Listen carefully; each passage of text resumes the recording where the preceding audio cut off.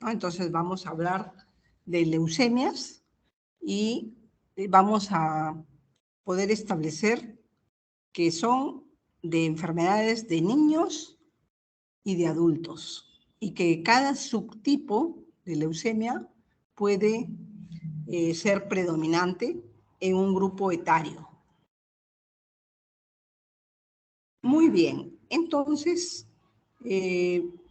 vamos a compartir la pantalla y mientras tanto les voy a comentar que hematología comienza con la hematopoiesis, ¿no? Entonces la hematopoiesis se realiza principalmente en la médula ósea y en la etapa embrionaria sucede en el timo, en el vaso, es decir, extramedular, pero luego al nacimiento ya es en la médula ósea donde se realiza principalmente toda la hematopoiesis.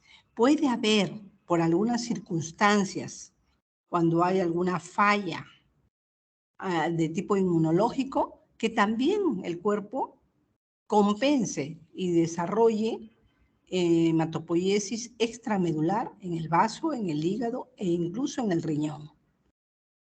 Pero esas son circunstancias extraordinarias.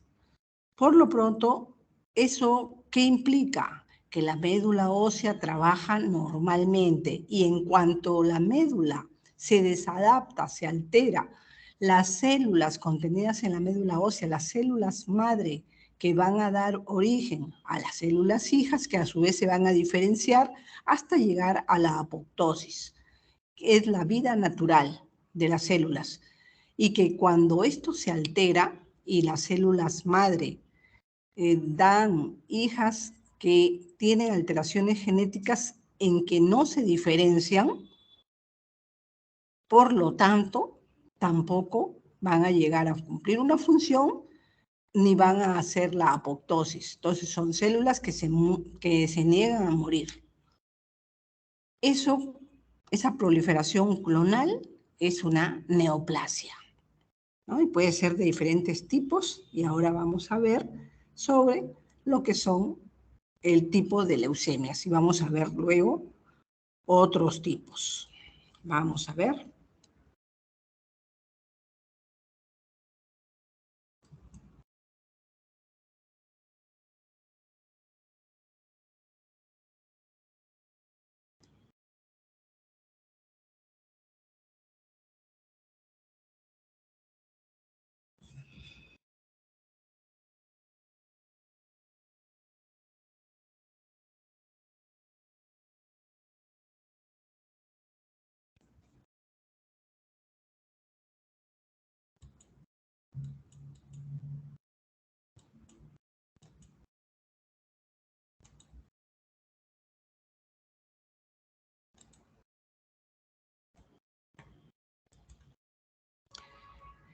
Vamos a hacer la parte teórica y vamos a comenzar con las leucemias agudas.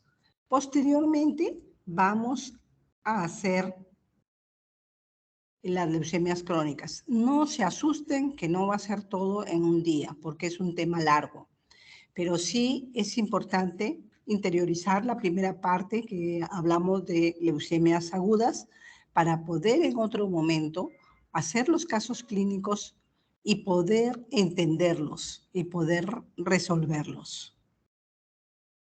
Nos vamos a mantener, de todas maneras, cualquier cosa con el chat para estar en comunicación o con el teléfono o con la delegada si hubiera algún inconveniente con la exposición. Entonces, leucemias, como hemos mencionado, corresponde a enfermedades que se originan en las células madre y que esta puede dar origen a una neoplasia hematológica de series linfoide, de células mieloides, y dentro de lo que es células mieloides se encuentran las plaquetas, los monocitos, los basófilos, los eosinófilos y los segmentados. Mientras que en la serie, las células linfáticas solamente son los linfocitos, pero vamos a tener en cuenta que hay linfocitos B, linfocitos T, linfocitos NK, y que además vamos a tener los estadios madurativos.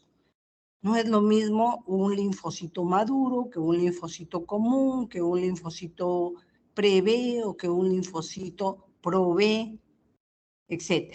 Entonces, todo eso va a influir en el riesgo y en el pronóstico, en la sensibilidad de la célula al tratamiento o en su resistencia. Y vamos a ver que la genética es la responsable de todo esto. Y la genética podría tener que ver con las predisposiciones raciales. En algunas razas es más evidente un grupo de leucemias que en otro, como vamos a ir mirando. Entonces, acá les voy a pasar, me voy a pasar a esta, que es creo que es la más adecuada. Sí, esta es la más sencilla clasificación de leucemias. La más sencilla, donde vemos de que son 4 tipos: leucemia mieloide aguda o leucemia mieloide crónica, leucemia linfoblástica aguda o leucemia linfoide crónica, ¿no? Y vamos a ver además que la leucemia linfoide crónica se considera en la actualidad como un linfoma no Hodgkin, porque tiene la misma característica que el linfoma no Hodgkin de linfocitos B pequeños. Es la misma morfología e incluso tiene la misma inmunotipificación, que quiere decir que el tipo, los marcadores que tiene la célula son los mismos, solo que la localización de la enfermedad es diferente y por eso es que se le da un nombre o el otro, pero en la actualidad se considera que es la misma entidad.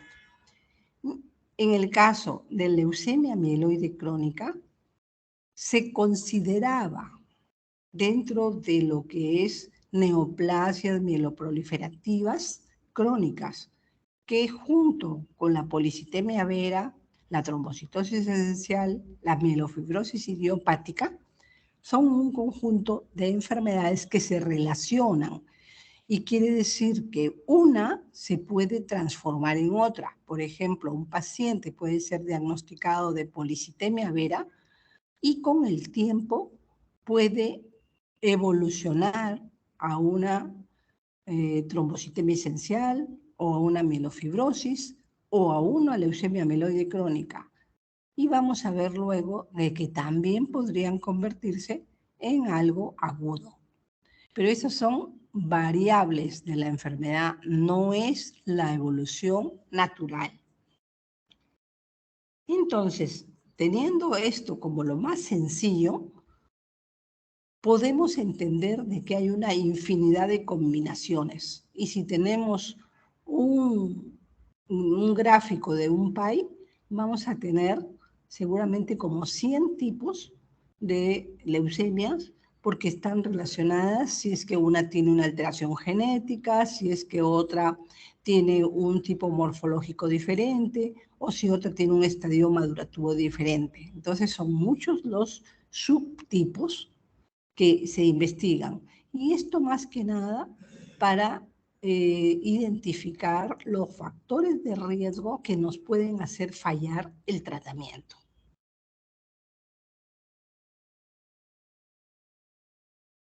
Entonces acá vamos a ver que además de lo que he mencionado, hay otro tipo de leucemia que es más complejo y que se llama la leucemia híbrida o bifenotípica, es decir, que tiene componente mieloide y componente linfoide a la vez, o sea, tiene todos los tipos celulares hematopoyéticos. Como comprenderán, este tipo de leucemia es mucho más complicado, ¿no? En el término de riesgo y de pronóstico. En nuestro medio se calcula que se diagnostican entre 600 a 1000 casos de leucemia por año, pero leucemia en general, ¿no? Agudas y crónicas. En Estados Unidos, en el 2012, no tengo una estadística más actualizada, disculpen, pero se estimaron 350.000 nuevos casos de leucemia en el mundo. Estados Unidos recopila información, ¿no? Entonces, en el MD Anderson, que es un complejo hospitalario, tal vez el más grande de Estados Unidos, que es tratamiento de todo tipo de cáncer, entonces recepcionan, piden a todos los países que tengan una estadística que les envíen cuántos pacientes han tenido en el año. Entonces, imagínense, el Perú dice, bueno, yo he tenido 800 casos. Entonces, eso lo suma a todos los casos que les han reportado en el mundo. Entonces, ellos dijeron que 350.000 nuevos casos. Eso es totalmente aproximado, porque nosotros mismos no tenemos una cifra exacta de diagnóstico. Por ejemplo, nosotros en el Hospital Almenara se diagnostican aproximadamente 100 casos nuevos de leucemia en el año, ¿no?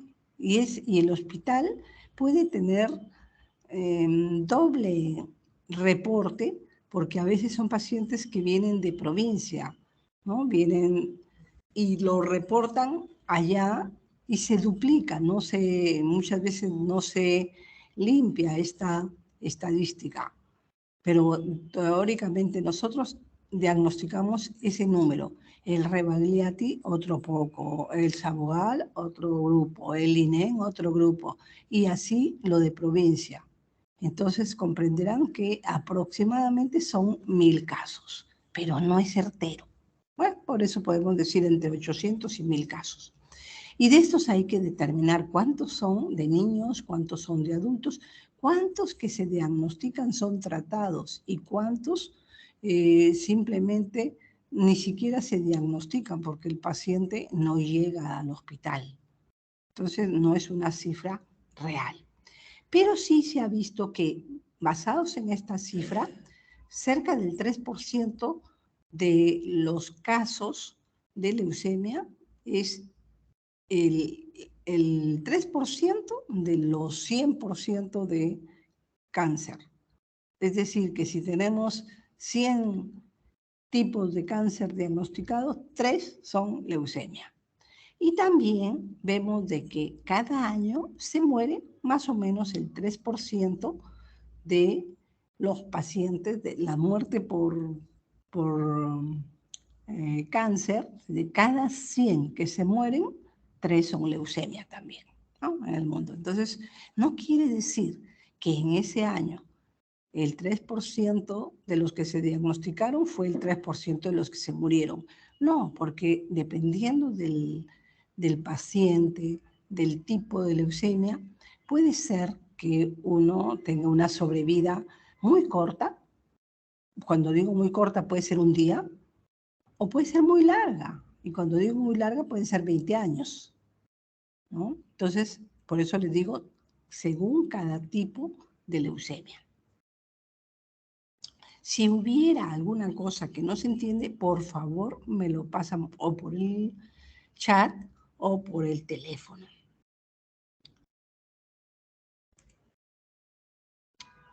Entonces, la incidencia de leucemia por edad es bimodal, con un incremento entre los 2 y los 5 años cuando se trata de la leucemia linfoblástica.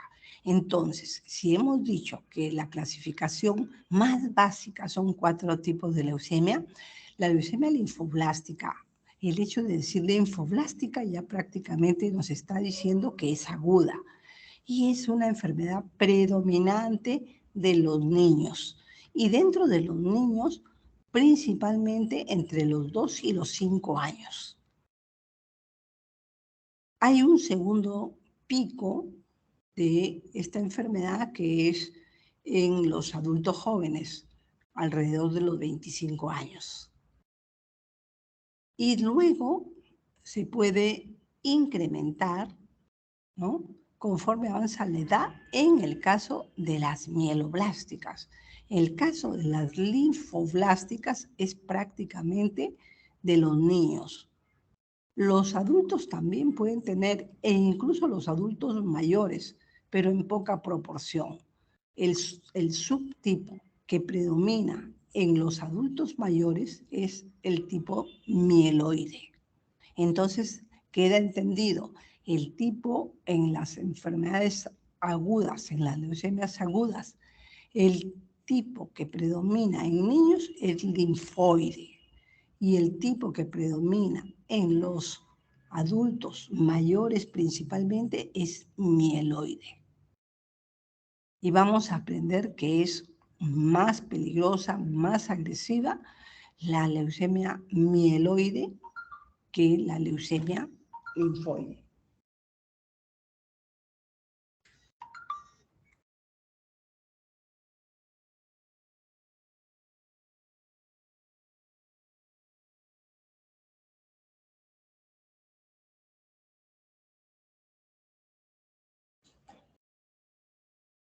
Entonces,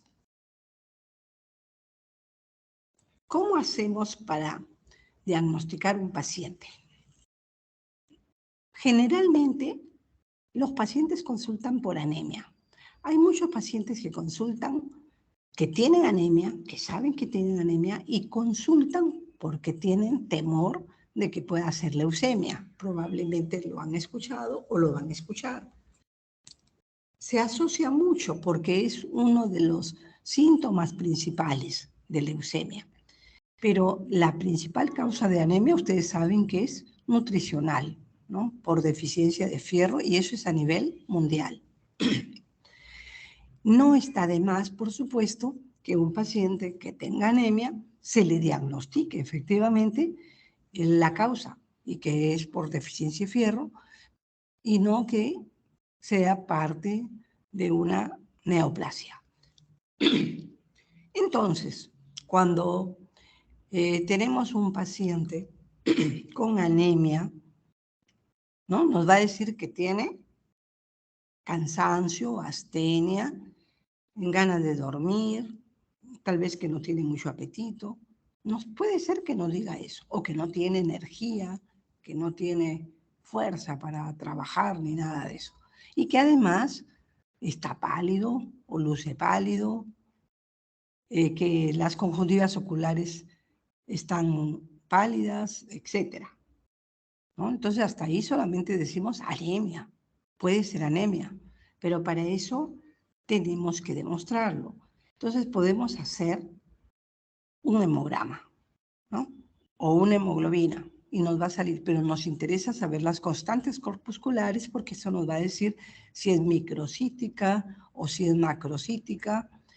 La sintomatología del paciente nos va a decir si es que este es un asunto agudo o es un asunto crónico.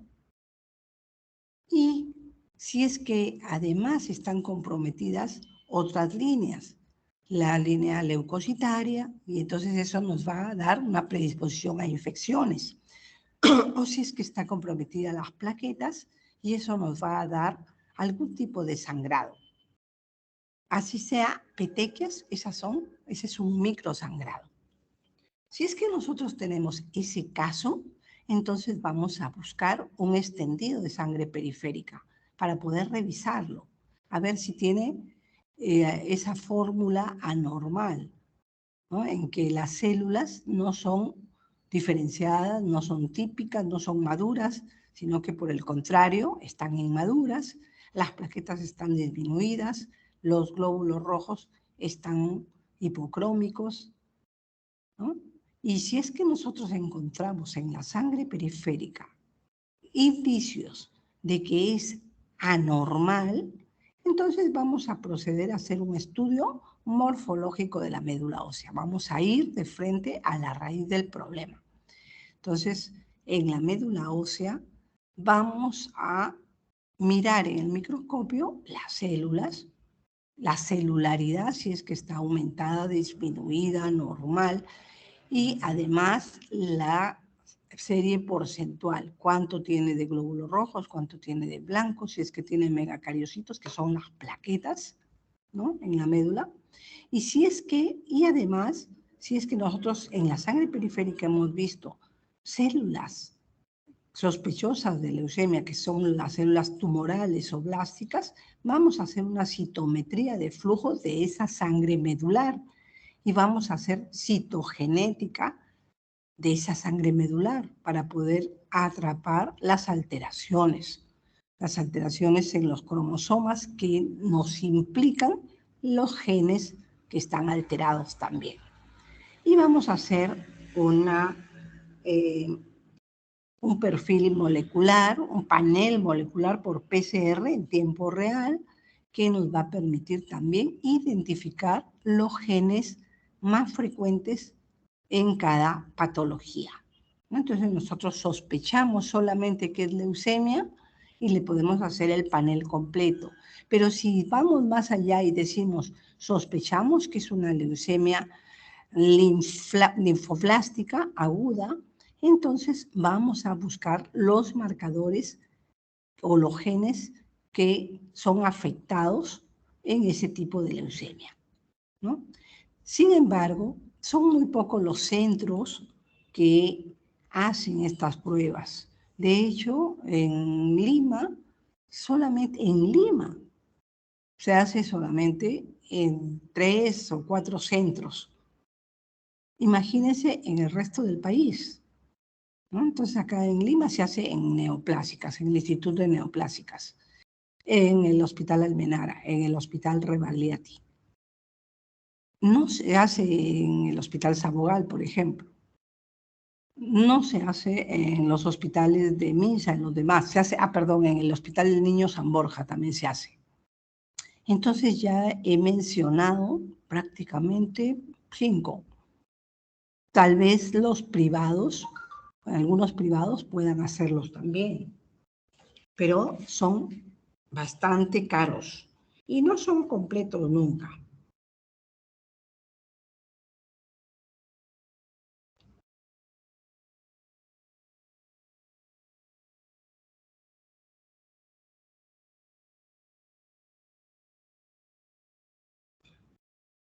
No son completos porque generalmente hay unas alteraciones que son más frecuentes y solamente la tecnología se va hacia lo más frecuente en nuestro medio, por lo mismo que estamos diciendo que los costos son muy altos, a diferencia de que en Estados Unidos se hace como parte de un ensayo clínico, de un estudio, para identificar cuáles son las alteraciones que se pueden presentar, ¿no? Entonces, si es que acá no tenemos estandarizado, pues es muy poco la información que podemos hacer en nuestro medio, no podemos ni siquiera cruzarlo, ¿no? Entonces, acá tenemos que hacer un diagnóstico completo, ¿no? Confiable, y que con eso tengamos un buen modelo de referencia y contrarreferencia para que aún en un centro de nivel 1 se pueda sospechar y referenciar al paciente adecuadamente.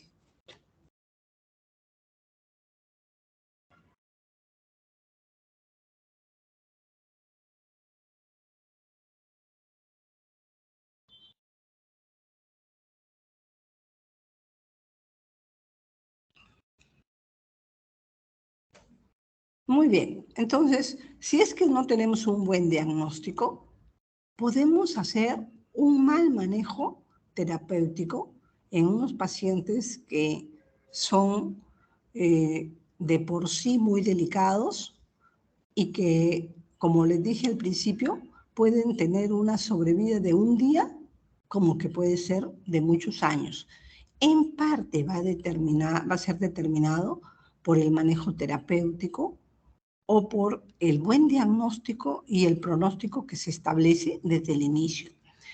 No es lo mismo tener un paciente que tiene, vamos a decir, 70 años y que tiene leucemia mieloblástica aguda, ¿no? Y tener un paciente que tiene 30 años y que también tiene leucemia mieloblástica aguda. No es lo mismo, aunque tuviéramos el mismo subtipo de enfermedad, el mismo perfil genético y todo lo demás, no es lo mismo, porque el señor de 70 tiene comorbilidades y no va a poder tolerar los medicamentos y sus toxicidades y sus complicaciones, mientras que el de 30 pues va a tener más posibilidades. Y además de eso, las posibilidades terapéuticas implican hasta un trasplante. En el de 70 ya no va a tener un donante, porque, a ver, los hermanos de él pues van a tener seguramente una edad parecida.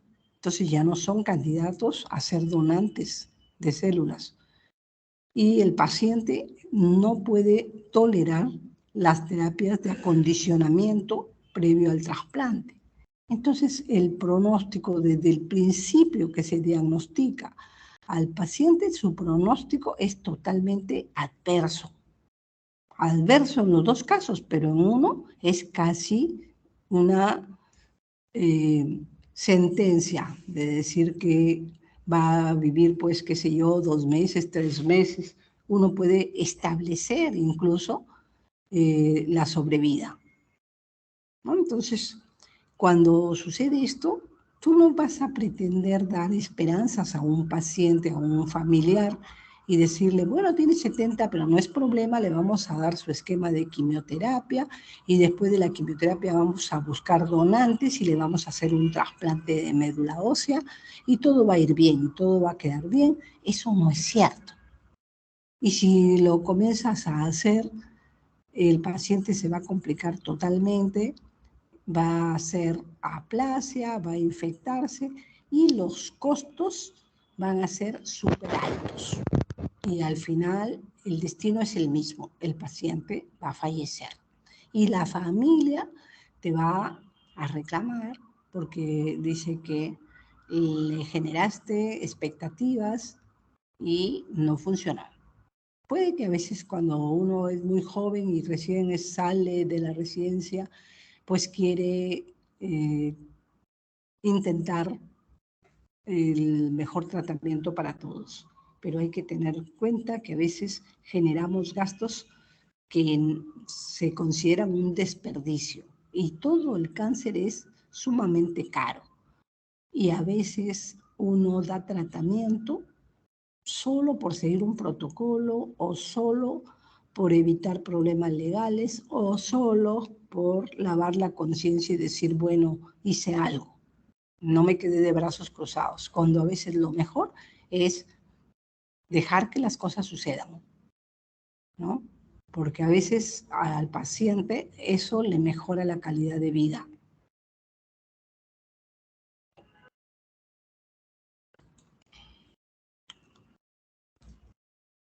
Habíamos dicho también al principio que los síntomas son generales, ¿no? Si está anémico va a estar cansado, si es que está con las plaquetas bajas va a tener sangrado, si es que está neutropénico puede infectarse de cualquier cosa.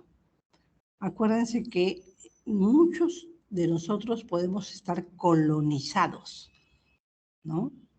Las personas a veces están colonizadas con gérmenes en la comunidad, pero también pueden estar colonizados con gérmenes intrahospitalarios, ¿no? Los pacientes, cuando se hospitalizan, y están, pues, qué sé yo, 15 días, 3 semanas, 4 semanas en una patología con inmunosupresión, ¿no? Las leucemias son patologías sin necesidad de dar ningún tratamiento y ya están inmunosuprimidos. Entonces, son fácil presa de la colonización. Nosotros que trabajamos en el hospital, si somos inmunocompetentes, pues no vamos a estar colonizados. Muy bien, entonces, como dijimos, síntomas generales: astenia, dinamia, diaforesis nocturna, hiporexia, compromiso del estado general, sangrado por las mucosas, petequias, hematomas y la neutropenia con posibilidades de infecciones, ¿no? También en la sangre, en la médula ósea, es el compromiso principal, pero estas células viajan por los órganos, por el sistema, y puede comprometer al sistema nervioso central, dejando células blásticas que se ocultan, permanecen ahí como si fuese un refugio, y que luego van proliferando, y luego que han proliferado dan manifestaciones neurológicas, como lo más frecuente, dolor de cabeza y convulsiones. También pueden afectar la retina, que es parte del sistema nervioso central, entonces vamos a tener pacientes con alteraciones visuales. El vaso, el hígado, generalmente están comprometidos, porque acuérdense que son órganos del retículo endotelio, son los que principalmente hacen hematopoiesis extramedular. Pero también se comprometen las gonadas, los testículos, los ovarios, las mamas, también los ganglios. Y esto nos habla de una enfermedad un poco más acelerada, o que es una enfermedad que ha tenido una evolución un poquito más larga y que el paciente ha acudido cuando ya ha estado muy sintomático, muy comprometido.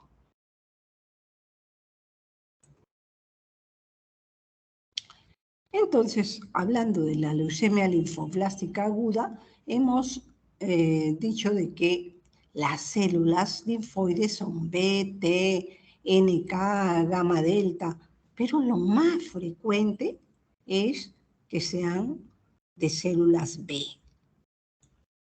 ¿no? Entonces, hay alteraciones específicas, tanto para el mieloide como el linfoide. Por ejemplo, la primera que dice acá, translocación 922. Entonces, va a dar origen a un gen quimérico que se llama BCR-ABL1 y que es patognomónico casi de la leucemia mieloide crónica, pero en el peso molecular de 210. Cuando esta leucemia linfoblástica tiene la alteración, la translocación en el estudio citogenético 922 y se mide por el panel molecular al gen cuánto pesa y les dice que tiene 190 Daltons, entonces dicen, esta es una leucemia aguda de novo, no es una leucemia que viene de otra patología crónica. Pero si es que le sale 210, entonces dicen, esta es una leucemia mieloide crónica que ha evolucionado a una leucemia linfoblástica aguda.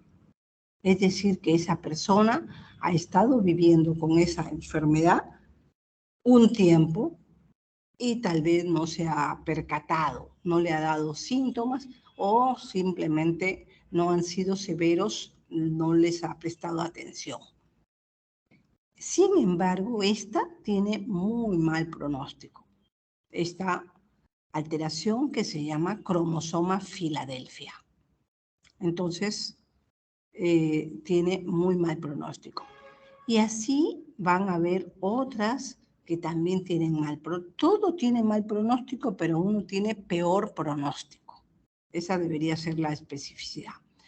Entonces tenemos los rearreglos del MLL y además de eso las hipodiploidías. Las hipodiploidías significa que tienen menos número de cromosomas. A cambio, hay alteraciones que tienen un pronóstico favorable, que tiene posibilidades de hacer remisión, de tener una sobrevida larga e incluso de curarse y sin necesidad de hacer trasplante. Eso es la hiperdiploidía principalmente, la translocación 12-21.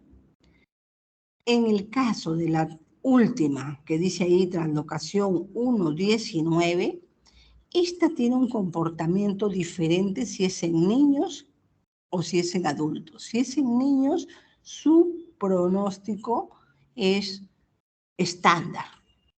Pero si es que es en la presentación en un adulto, es de riesgo desfavorable, ¿no? Entonces le confiere un mal pronóstico. Entonces, desde ahí, como decíamos, el diagnóstico clínico, el diagnóstico de laboratorio, la parte de pronóstico que se mide por la genética y por el panel molecular.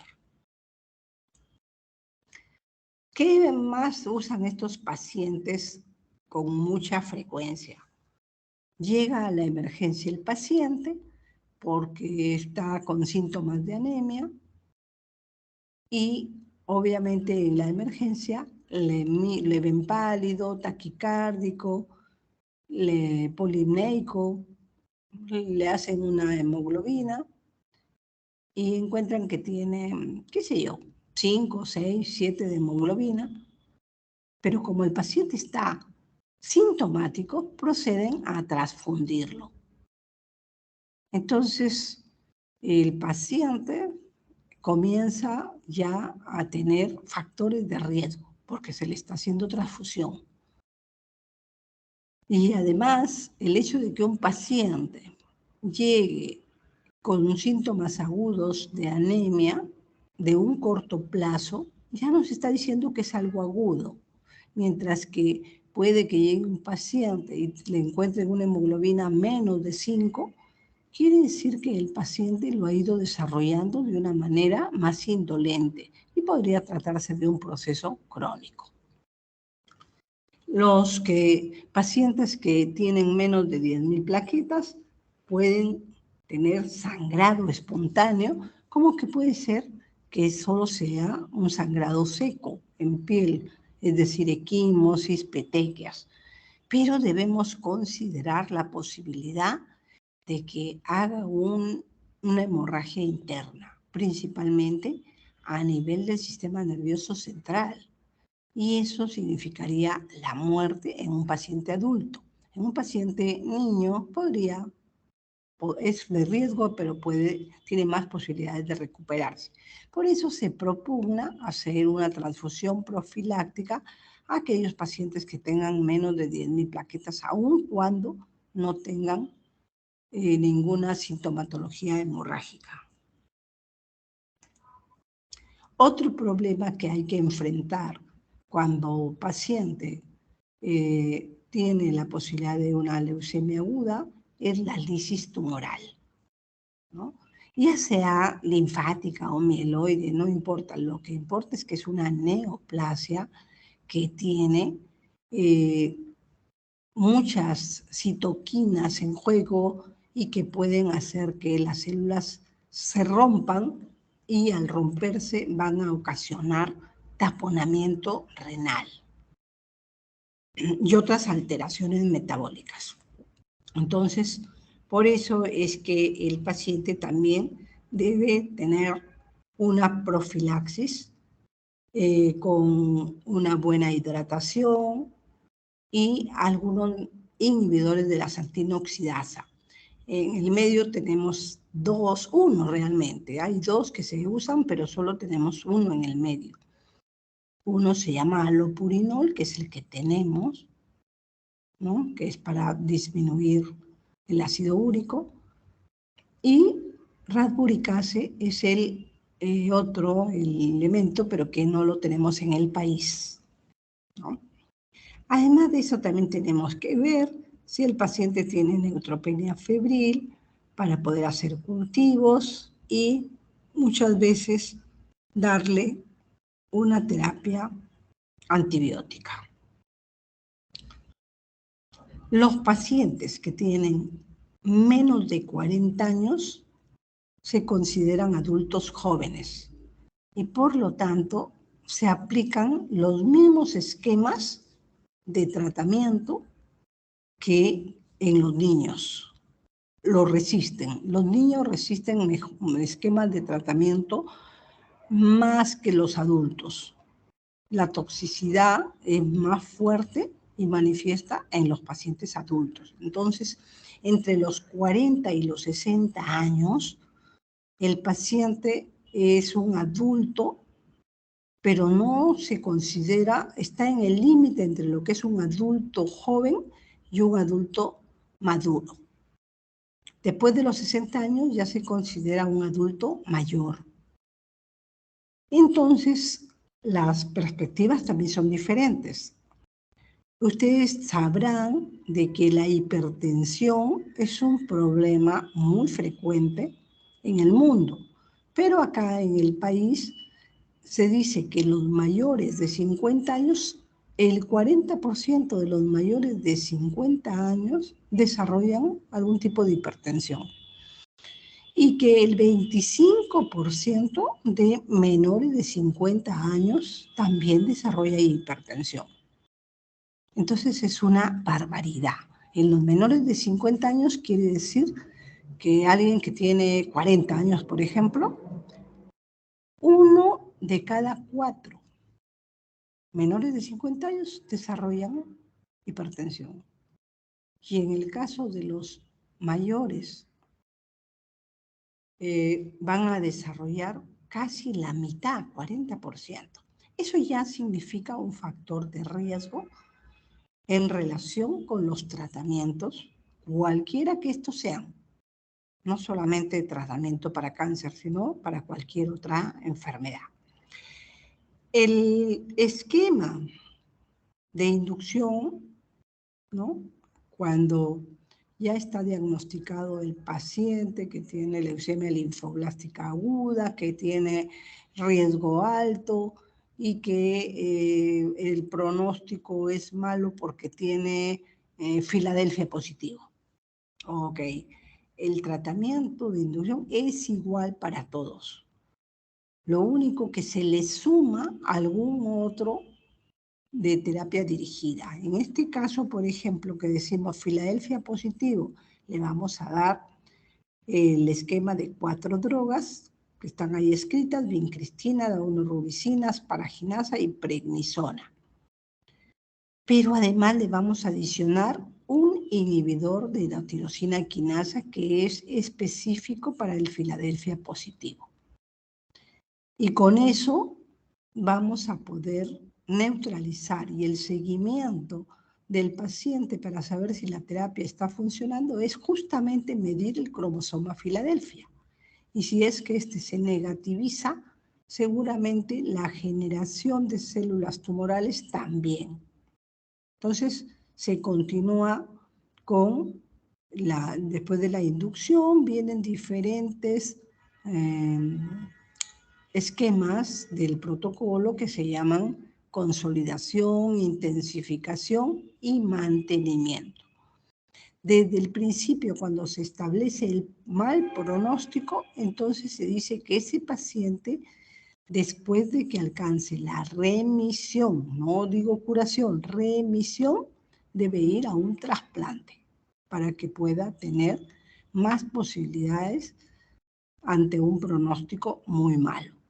Pero si es que el paciente no tiene esos factores de mal pronóstico, sino que por el contrario tiene factores de riesgo estándar o favorables, no se piensa en un trasplante, sino que simplemente se le da el esquema de quimioterapia y se observa.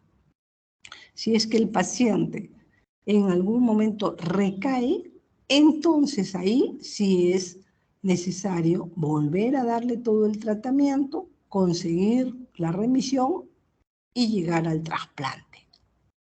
Entonces, para hacer un trasplante, el paciente tiene que haber alcanzado remisión de la enfermedad.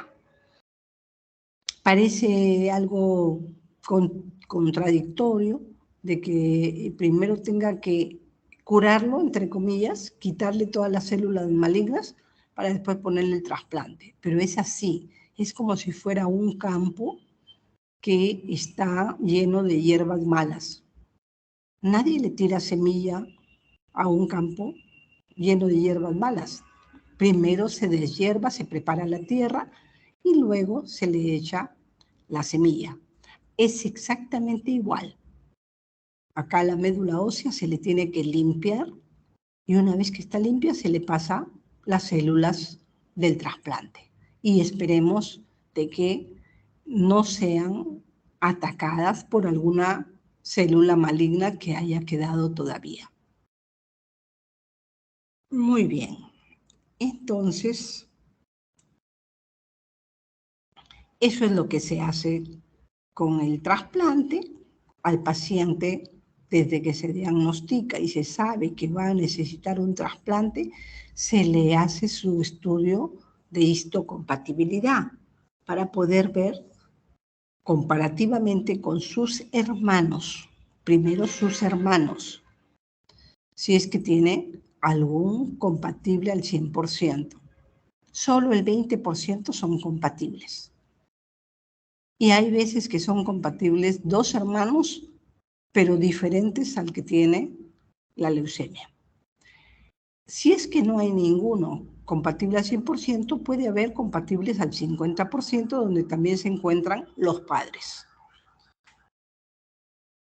Y en el caso de que sea el papá el que necesite el trasplante, bueno, pues los hijos. 50%. Y también se puede hacer un trasplante con 50%. Si es que no tenemos ni 50% ni 100%, entonces tenemos que buscar en la comunidad internacional, a ver si es que hay algún donante. Todo eso es posible. Pero en nuestro país no hay entrada al registro internacional, porque nosotros no tenemos un registro que ofrecer. Esto es como un club, todo el mundo aporta, ¿no? Imagínense que, bueno, a ver, Chile dice, muy bien, yo he hecho mi registro nacional y tengo 1 millón de donantes, por decirles, ¿no? Puede ser 100.000. Tengo 100.000 donantes. Entonces, lo pongo en la misma base de datos. España dice, yo tengo 7 millones de donantes. Alemania dice, yo tengo 10 millones de donantes. Y así todo el mundo, todos los países ponen en la base de datos común que se llama Registro Internacional de Donantes de Médula Ósea. Ponen su base de datos y al final hay más de 30 millones de donantes voluntarios de médula ósea. Cuando un paciente del Perú necesita buscar ahí, no puede, porque el Perú no ha aportado ningún donante a esa base de datos. Entonces, cuando tú eres parte de un grupo, también tienes que aportar, ¿no? Tu cuota, como si fuera un club. Así que nosotros cuando necesitamos tenemos que recurrir a un país que esté en esa comunidad, en ese registro. Chile está, Colombia, Uruguay, Paraguay, Brasil, Argentina, por supuesto, ¿no? Entonces nosotros podemos recurrir a Argentina y si es que no, recurrimos a Estados Unidos o a España para que se haga la búsqueda, ¿no? La búsqueda internacional y si se encuentra un donante, el procedimiento de trasplante no se puede hacer acá en el país. Entonces hay que mandar al paciente o a Estados Unidos o a España o a Argentina, ¿no? Que puedes mandarlo a donde quieras, cuando se trata de enviar y pagar por el servicio, cualquier país te lo va a recibir como cualquier paciente. Pero deben saber que un trasplante tiene un costo aproximado de entre 300.000 a $1.000.000.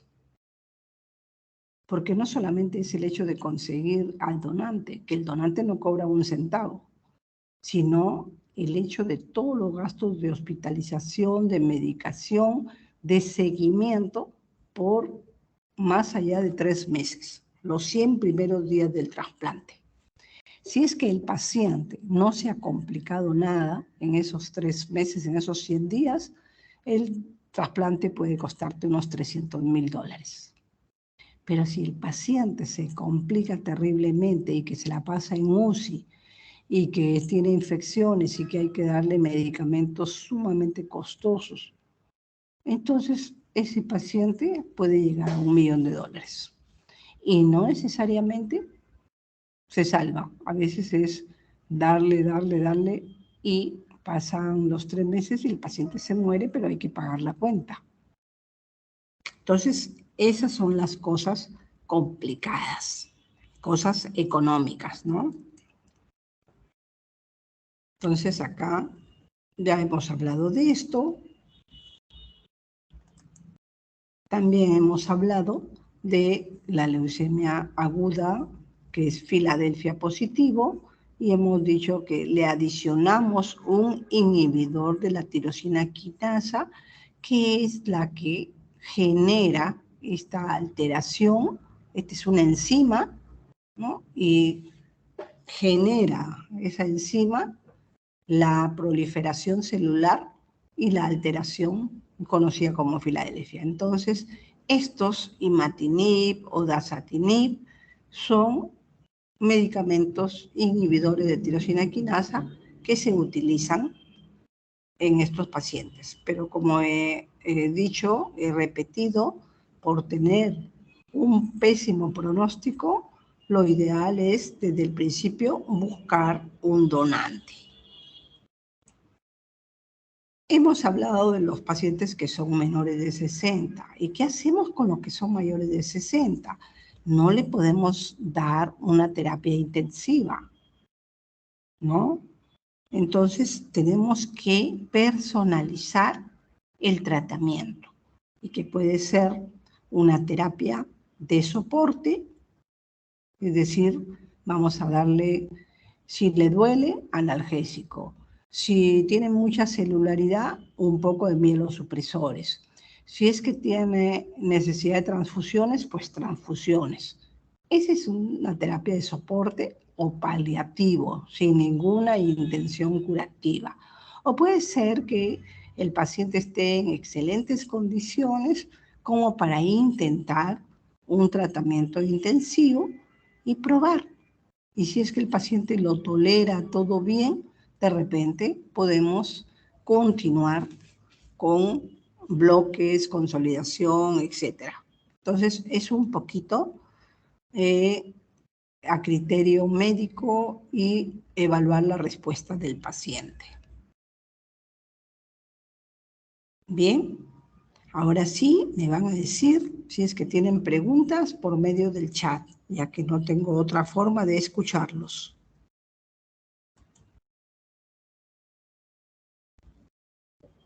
¿Alguna pregunta hasta ahí?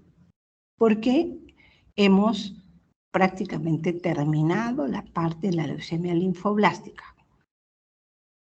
Acuérdense que hemos dicho que es la más frecuente en los niños y que si los niños son de riesgo estándar, entonces no van a necesitar ningún trasplante. Pero aquellos pacientes que, siendo riesgo estándar, se convierten en riesgo alto porque la enfermedad recae, son candidatos a trasplante. Mientras que los adultos, todos son candidatos a trasplante porque todos son de alto riesgo. Sin embargo, tienen que ser menores de 50 años, diría yo. aunque ahora se ha ampliado hasta los 55, es que cuando llega un paciente que tiene 51, no le vas a decir, solo hasta los 50 se trasplanta. Le das, y así se ha ido aumentando la edad hasta los 54 más o menos. Pero los que tienen más de 60 no se les hace un trasplante intensivo con intenciones curativas, sino que se podría hacer si el paciente está en muy buen estatus, en un trasplante de intensidad reducida, con la intención de que la sobrevida sea más larga y también la calidad de vida. Bueno, ¿alguna pregunta? Nada, aunque sea pónganme nada para poder saber de que ustedes están ahí.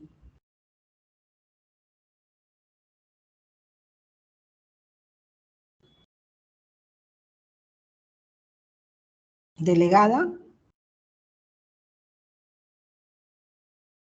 Ok, entonces, si no hay preguntas, vamos a pasar a la segunda parte, que es las leucemias mieloides agudas.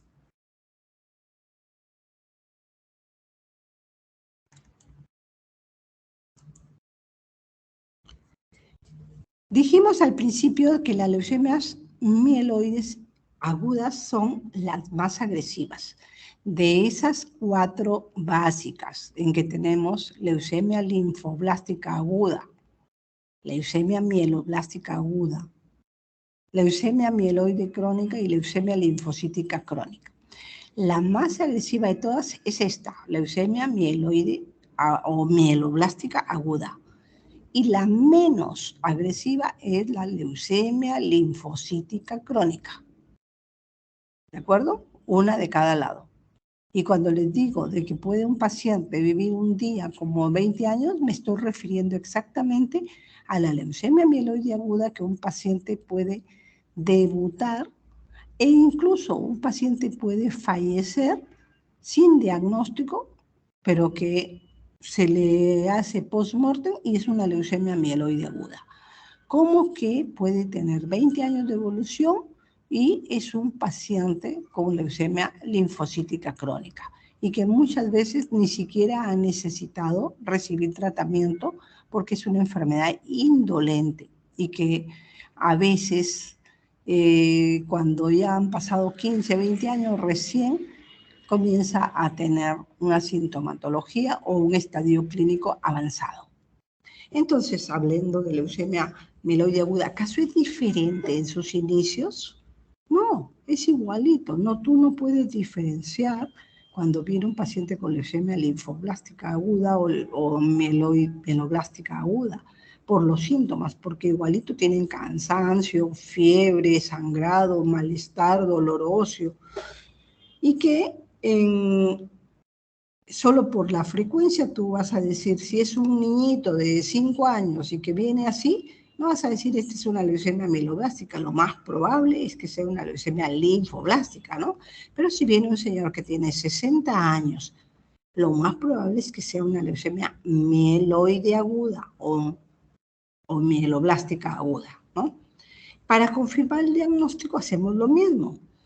Frotis de sangre periférica, aspirada en médula ósea, y luego la citometría de flujo, la citogenética y el PCR, ¿no? Para poder hacer su clasificación.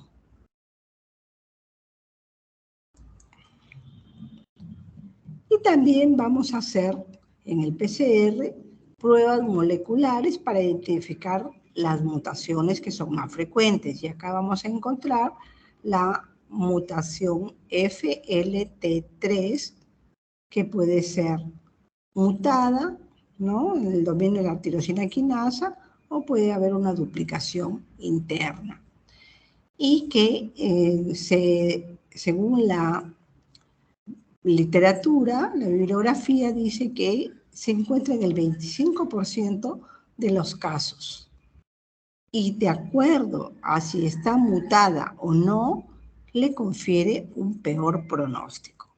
De hecho, nosotros hemos diagnosticado en este año a 3 pacientes con mieloide aguda con FLT3 positivo. Y definitivamente no es la única alteración, pueden tener alteración en otro nivel de cromosomas, sobre todo cuando es de cromosoma 3, son de pésimo pronóstico. Pacientes son refractarios a la quimioterapia y fallecen. Y no necesariamente personas mayores, sino personas menores de 50. Otras mutaciones como el NPM1, cepa, MLL, ¿no? Entonces, para estos pacientes hay una subclasificación morfológica. Como dije también al principio, la serie mieloide incluye a los glóbulos rojos, a las plaquetas, a los monocitos, a los basófilos, a los eosinófilos y a los segmentados.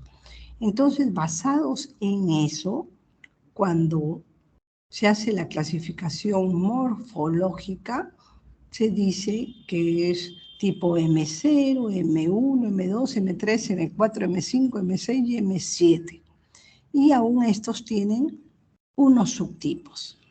Entonces, cuando hablamos del tipo M3, estamos hablando de leucemia promielocítica, leucemia mieloide aguda en la variedad promielocítica. Y la leucemia promielocítica tiene unas características especiales. Es aquella en que su predominio está en el síntoma hemorrágico, se presenta como una coagulopatía y la coagulopatía puede matar a un paciente en horas, en un día. Pero también es cierto que si es que el paciente recibe la atención a tiempo, no solamente se puede salvar, sino que se puede curar.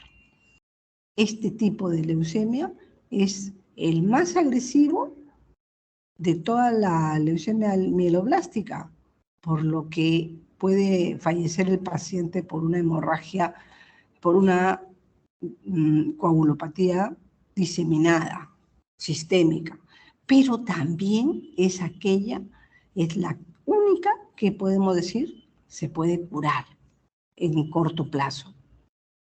Muy bien, cuando los pacientes no tienen esta leucemia promielocítica, se tiene que proceder al buen diagnóstico, identificar todos los factores de riesgo, igual que en el anterior, ver quiénes podrán ser candidatos a trasplante. Todos deberían ir a trasplante porque las mieloblásticas son de pésimo pronóstico, sin embargo, tienen que cumplir con los requisitos, ¿no? Y la primera parte es darle una quimioterapia sistémica con una combinación de 2 drogas nada más. En el anterior decíamos que eran 4 drogas, en esta solamente son 2 drogas, y que implican la citarabina, o también conocida como arabinósido de citosina, y un antraciclínico, que puede ser daunorubicina, idarubicina, epirubicina, doxorubicina. Lo que más usamos es daunorubicina. Y esto en un régimen de 7×3. Quiere decir que la citosina, citarabina o aracé, como se llama, se da por 7 días. Mientras que el antracíclico se da 3 días. Y eso es un esquema sumamente intenso, con una gran toxicidad hematológica. No solo hematológica, sino que la piel se deteriora, se cae el pelo, hay problemas mucosos, el paciente no tiene ni pizca de apetito, vomita todo el día, le da mucositis y sus defensas se vuelven cero, ¿no? Y tarda por lo menos 15 días en recuperarse. Y si es que se recupera sin infección, eso va a hacer que el paciente rápidamente salga de alta, se recupera y pueda volver a tener otra terapia. Obviamente se evalúa si es que la medicina funcionó erradicando a las células leucémicas y lo lleva a la remisión de la enfermedad, pero no quiere decir curación. ¿no? Porque tienen la posibilidad de recaer. Entonces, esos pacientes van por buen camino. Pero aquellos pacientes que en el transcurso de su citopenia, de su pancitopenia, se han contaminado, se han infectado, se pueden hasta morir de una sepsis.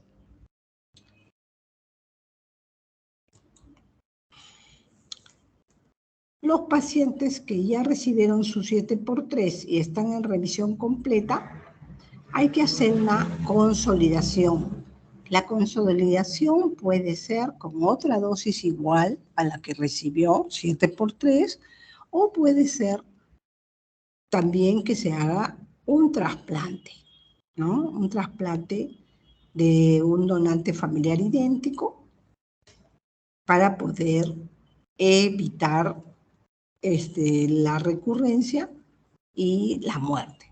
Hay algunos pacientes que, como no tienen posibilidad de hacer un trasplante porque no tienen un donante compatible y están en remisión, lo único que se hace es continuar con el protocolo de quimioterapia, que consiste en la inducción y la consolidación por 3 dosis de quimioterapia de altas dosis. Y después de la consolidación le podemos intensificar 2 veces y de ahí simplemente lo dejamos en observación.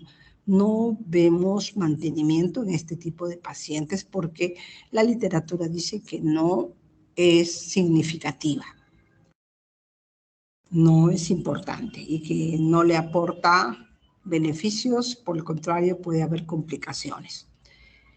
En los pacientes que son mayores de 60 años y que no son promielocitos, es la misma cosa. Vamos a tener que evaluar si el paciente estará en capacidad para recibir un tratamiento intensivo. Yo en lo personal, a los que son mayores de 60 años, así luzcan como de 20, yo les doy un tratamiento un poquito reducido. Y si a los otros les doy de 7x3, a ellos les doy 5x2. ¿No? Para que lo puedan resistir, porque la experiencia también nos ha enseñado que si le damos el 7x3 se vuelve tan neutropénico que al final nomás de la terapia el paciente se infecta y se muere. Entonces ellos no son candidatos a una quimioterapia intensiva, pero afortunadamente hay otros medicamentos, otras opciones para un tratamiento de soporte paliativo, no con intenciones curativas, pero que está resultando muy bueno. Entonces, hay medicamentos, hay pacientes que tienen, los mayores sobre todo, tienen mielodisplasia y que con el tiempo se convierten en una leucemia mieloide aguda. A ese tipo de paciente le favorece mucho el uso de algunos medicamentos biológicos o monoclonales, como por ejemplo la azacitidina. Entonces se le comienza a dar azacitidina a los pacientes y estos permanecen en remisión, pero lo que no se puede es dejar de dar la azacitidina, sino que se da hasta que el paciente pierda la respuesta. Así tenemos un paciente que inició hace 5 años y está perfectamente bien, pero la literatura también dice que no puedes descontinuar el medicamento porque corres el riesgo de que la enfermedad regrese. Entonces es de por vida hasta que la enfermedad lo tolere. También se pueden dar dosis bajas de citarabina, pero también eso es paliativo. Y si es que no tenemos ninguna de esas opciones, solamente nos vamos con el soporte, que es transfusiones y analgésicos.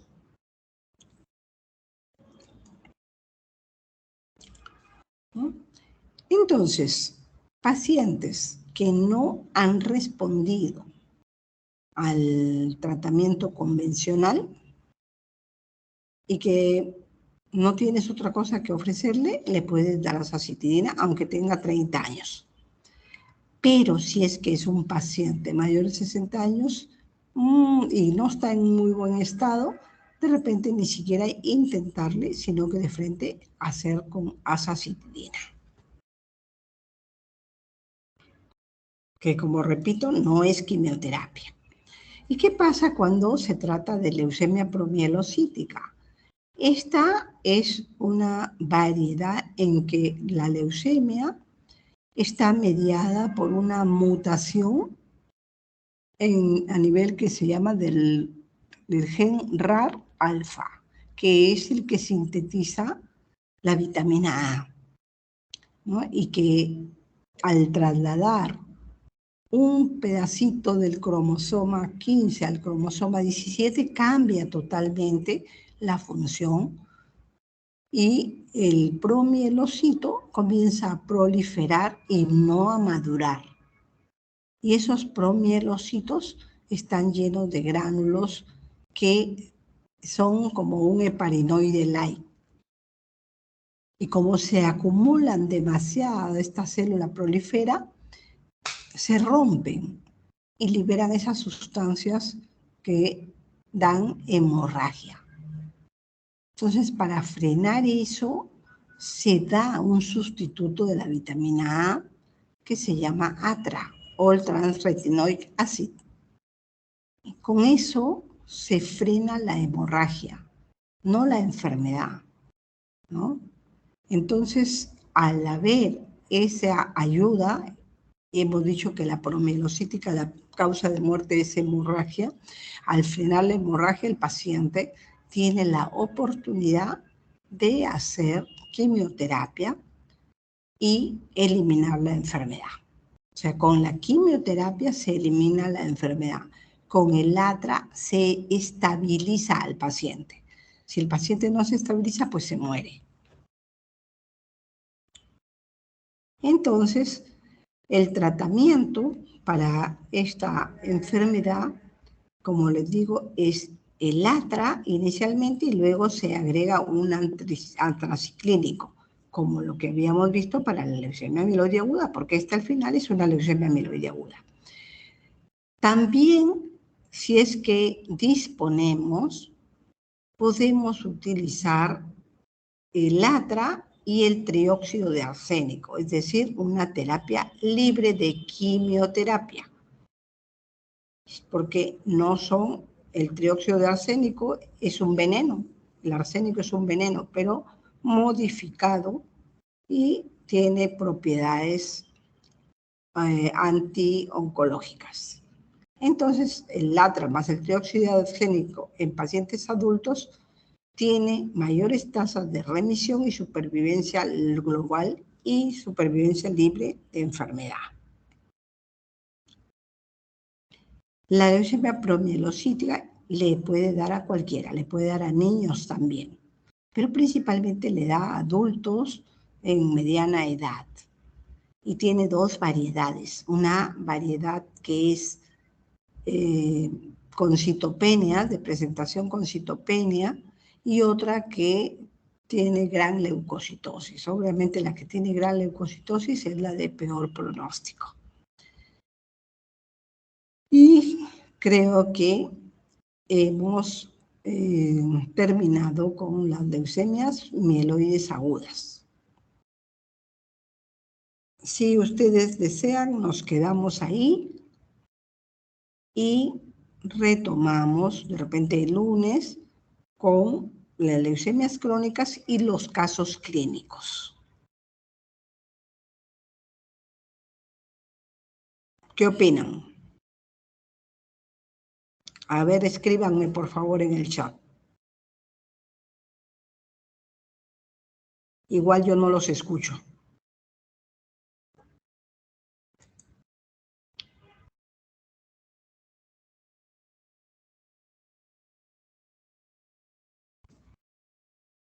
Ok, entonces retomamos el lunes. Ya nos ponemos de acuerdo la hora. De todas maneras, el lunes temprano nos ponemos de acuerdo. Estudien, por favor. Yo no sé si es que esto lo han entendido bien. Es bastante interesante. No sé si yo lo habré hecho interesante, pero es dentro, no cabe la palabra bonito, porque estas enfermedades son horribles, pero sí cabe la palabra interesante, porque está llena de misterios y cómo la célula tiene mecanismos de protección ante los medicamentos y altera los genes para ser totalmente resistentes a los medicamentos conocidos. Por eso es que los esquemas van variando de medicamentos. Muy bien, entonces coordinamos el lunes. Que les vaya bien, buen fin de semana. Chao.